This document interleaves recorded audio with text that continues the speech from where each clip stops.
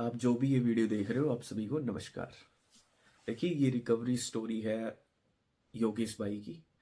And इनकी life में कोई बुरी घटना हुई एक बार, उसके बाद डर, घबराहट, बेचैनी, एंजाइटी बेसिकली ये स्टार्ट हुई। और लगातार जब 2-3 महीने के लिए जब ये चीज़ें रह जाती हैं, एंजाइटी, तो उसके बाद एक फेज आता है डिप्रेशन वाला, जहाँ पे एक गहन उदासी छा जाती है ना, कुछ भी अच्छा नहीं लगता है। उससे पहले आप गाने सुन रहे होते हो, आप मूवीज देख रहे होते हो, फिल्में देख रहे होते हो, बट अपने फैमिली वालों के साथ अच्छा टाइम बिता रहे होते हो। सडनली सब चीज़ों से एकदम ऊब जाते हो, आपको उदासी आ जाती है, कुछ भी अच्छा नहीं लगता, कोई एक्साइटमेंट, कोई फीलिंग्स कुछ नहीं रह जाती। ये सारी चीज़ें इनके साथ हो रही थी। बोल रहे थे 2 महीने पहले जब मिले कि कुछ भी अच्छा नहीं लग रहा है। इवन घर से बाहर जाने का मन नहीं करता, कुछ भी कपड़े पहनने का मन नहीं करता। अजीब अजीब से दिमाग में ख्याल आते हैं कि इस दुनिया में क्यों आए, एंड ये दुनिया किसने बनाई, एंड वगैरह वगैरह वगैरह, ऐसे ख्याल आते रहते थे। और ये स्वाभाविक है, आ जाते हैं ऐसे थॉट्स। अभी 2 महीने की क्लासेस हुई और 2 महीने बाद अभी ये बिल्कुल ठीक है, बहुत अच्छा फील कर रहे हैं। अभी खुश हैं, मुस्कुरा रहे हैं, कोई प्रॉब्लम नहीं है। आइए देखते हैं, सुनते हैं इनको। सभी मेरे प्यारे भाइयों को मेरा प्रणाम। मैं योगेश गाले। कुछ दिन पहले मुझे डिप्रेशन की समस्या थी, तो ऐसा लगता था कि सब कुछ ख़त्म हो गया।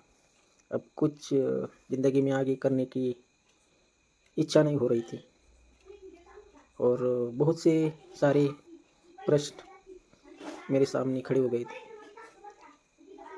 कोई भी एक घटना ले लो आप, उससे आदमी डिप्रेशन में चला जाता है। और ये बीमारी ऐसी, इसका हल ही खुद के पास होता है, लेकिन आदमी ऐसी ओवर थिंकिंग कर बैठता है कि उससे निकलना खुद को उसे आसान नहीं लगता। और ऐसे ही मेरी मुलाकात यूट्यूब पे रिंकू सर से हुई, और उनका क्लास मैंने ज्वाइन किया।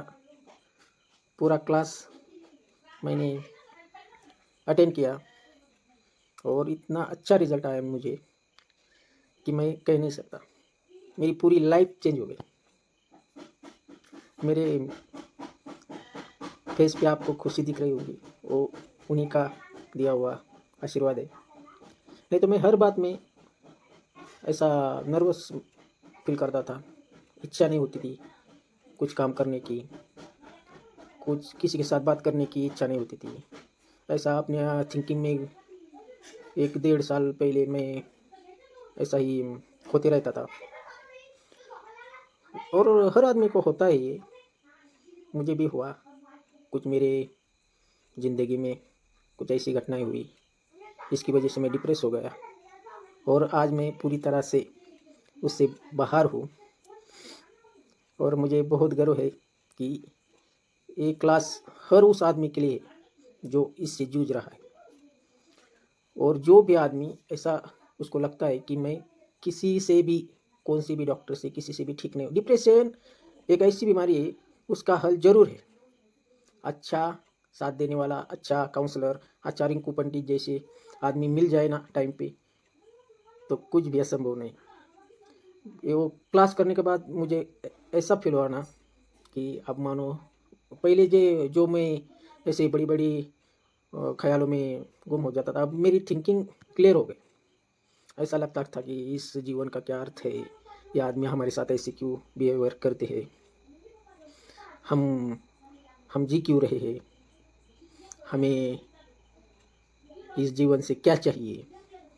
ऐसे ऐसे अजीब अजीब अजीब नहीं बोलेंगे उसको, सच्चे प्रश्न है वो। लेकिन ऐसे प्रश्न मेरे सामने खड़े रहते थे, और उनके सवाल नहीं मिल रहे थे, और नहीं मिलने के बाद मैं डिप्रेस हो जाता था। और खुद ही किसी से बात न करना, खाने में मन नहीं लगता था, किधर किधर जाने का मन नहीं लगता था।